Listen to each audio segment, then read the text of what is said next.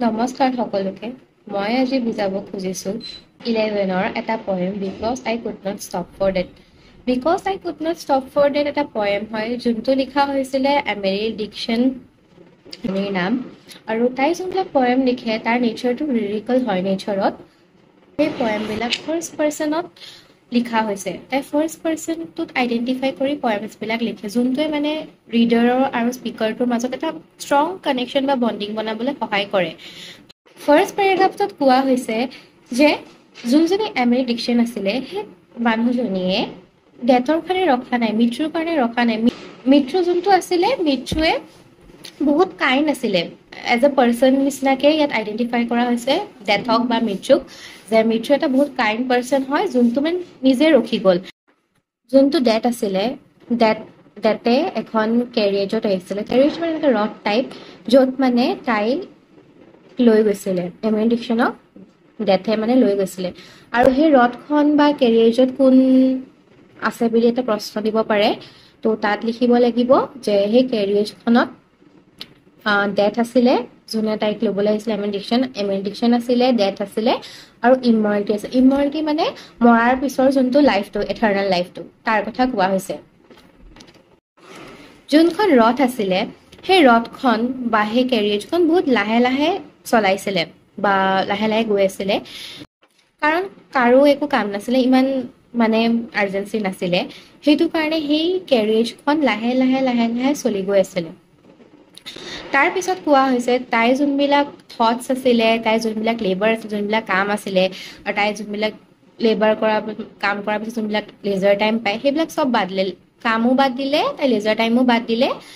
কাৰণ তাই এতিয়া জানিছেই ন তাই এতিয়া মানে মৰিবলৈ গৈ আছে বা তেনেকুৱা হৈছিল কাৰণ ডেথেটো তাইক নিজেই ল'বলৈ আহিছে কাৰণ তাই মানে যোনবিলাক কাম আছিলে লেজাৰ আছিলে সেইবিলাক চব বাদ দি পেলাই কেৰিয়াৰখনত ডেথৰ লগত গৈ আছে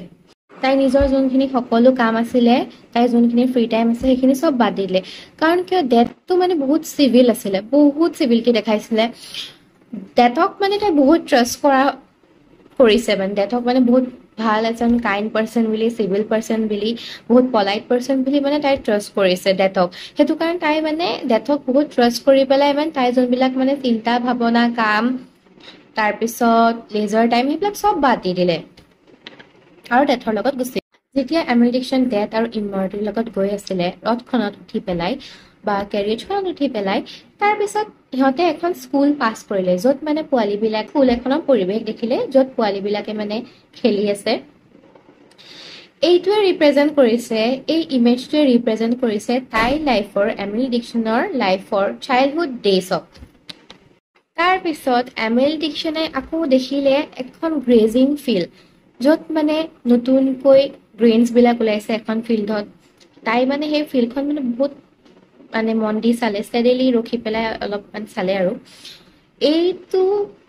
পিকচাৰে ৰিপ্ৰেজেণ্ট কৰা হৈছে তাই এমেৰী ডিকচনৰ লাইফৰ এডাল্টহুডৰ কথা য'ত তাই এজন য়ংষ্টাৰ হিচাপে বা টিনেজাৰ হিচাপে গ্ৰ' হৈছিল তাৰপিছত তাই দেখিলে যে যোনটো চান হয় সেইটো মানে ছেট হ'বলৈ গৈ আছে আৰু এতিয়া ডুবিবলৈ গৈ আছে তাই সেইটো দেখিলে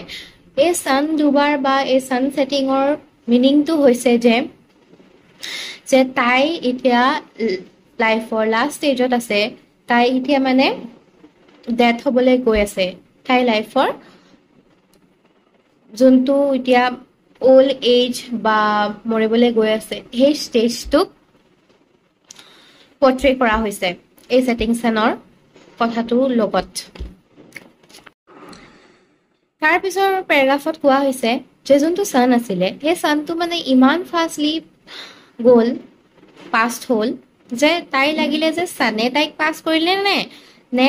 তাইহে চানক পাছ কৰিলে এতিয়া যোনবিলাক বতাহ দি আছিলে সেই বতাহবিলাক লাহে লাহে ঠাণ্ডা হ'বলৈ গৈছে তাৰপিছত যোনবিলাক বতাহ আছিলে বহুত শ্ল'লি মুভ হৈ আছে তেনেকুৱা এটা ফিল পাইছিলে এলিজাবেথে তাই এটা গাউন পিন্ধি আছিলে সেই গাউনটো বহুত বেছি ডেলিকেট আছিলে আৰু লাইট আছিলে সেইটো কাৰণে সেইটো বতাহত উৰি গৈছিলে আৰু বতাহটো ঠাণ্ডা হোৱাৰ কাৰণে তাই বহুত বেছি ঠাণ্ডা পাইছিলে তাই যোনখন টিপেট পিন্ধিছিলে সেই টিপেটখন বতাহৰ কাৰণে এখন নেটৰ কাপোৰৰ নিচিনা পিন্ধা টাইপ লাগিলে তাই মানে বহুত ঠাণ্ডা পালে আৰু বতাহটো ঠাণ্ডা হোৱাৰ কাৰণে তাই সেই শ্বলখনক কাপোৰৰ নিচিনা ফিল পালে। যোনখন কেৰিয়েজ আছিলে সেই কেৰিয়েজখন বা ৰথখন এটা ঘৰৰ আগত ৰখিলে। সেই ঘৰখনৰ যোনটো গ্ৰাউণ্ড হয় সেইটো অলপ চুৱেলেন টাইপ দেখিলে,